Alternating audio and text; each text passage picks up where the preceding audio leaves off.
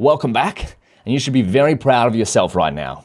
We've been through a lot, but we've covered a whole bunch of PyTorch fundamentals. These are going to be the building blocks that we use throughout the rest of the course. But before moving on to the next section, I'd encourage you to try out what you've learned through the exercises and extra curriculum. Now, I've set up a few exercises here based off everything that we've covered. If you go into learnpytorch.io, go to the section that we're currently on. This is going to be the case for every section, by the way, so just keep this in mind, is we're working on PyTorch fundamentals. Now, if you go to the PyTorch fundamentals notebook, this is going to refresh, but then if you scroll down to the table of contents, at the bottom of each one is going to be some exercises and extra curriculum. So these exercises here, such as documentation reading, because a lot, you've seen me refer to the PyTorch documentation for almost everything we've covered, a lot, but it's important to become familiar with that. So exercise number 1 is read some of the documentation. Exercise number 2 is create a random tensor with shape 7, 7. 3, perform a matrix multiplication on the tensor from 2 with another random tensor. So these exercises are all based off what we've covered here. So I'd encourage you to reference what we've covered in whichever notebook you choose. Could be this learnpytorch.io, could be going back through the one we've just coded together in the video. So I'm going to link this here, exercises. See exercises for this notebook here. So then, how should you approach these exercises? So one way would be to just read them here. And then in Colab, we'll go File, New Notebook. Wait for the notebook to load. Then you could call this 00 PyTorch exercises or something like that. And then you could start off by importing Torch, and then away you go. For me, I'd probably set this up on one side of the screen, this one up on the other side of the screen, and then I just have the exercises here. So number 1, I'm not going to really write much code for that, but you could have documentation reading here.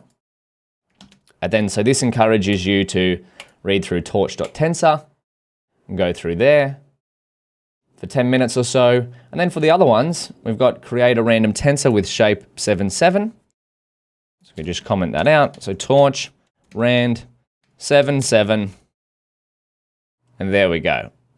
Some are as easy as that, some are a little bit more complex. As we go throughout the course, these exercises are going to get a little bit more in depth as we've learned more. But if you'd like an exercise template, you can come back to the GitHub.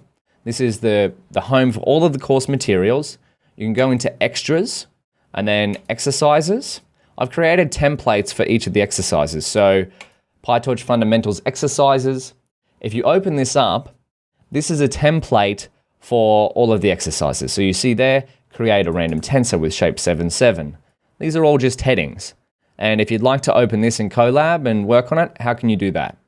Well, you can copy this link here, come to Google Colab, we'll go File, Open Notebook, GitHub. You can type in the link there, click Search. What's this going to do? Boom! PyTorch fundamentals exercises. So now you can go through all of the exercises. This will be the same for every module on the course and test your knowledge. Now, it is open book. You can use the notebook here, the ones that we've coded together, but I would encourage you to try to do these things on your own first. If you get stuck, you can always reference back. And then if you'd like to see an example solutions, you can go back to the extras. There's a solutions folder as well. And that's where the solutions live. So the fundamental exercise solutions, but again, I would encourage you to try these out, at least give them a go before having a look at the solutions. So just keep that in mind. At the end of every module, there's exercises and extra curriculum. The exercises will be code-based. The extra curriculum is usually like reading-based. So spend 1 hour going through the PyTorch basics tutorial. I'd recommend the quick start and tensor sections. And then finally, to learn more on how a tensor can represent data, watch the video, What's a Tensor, which we referred to throughout this. But massive effort on finishing the PyTorch fundamentals section. I'll see you in the next section.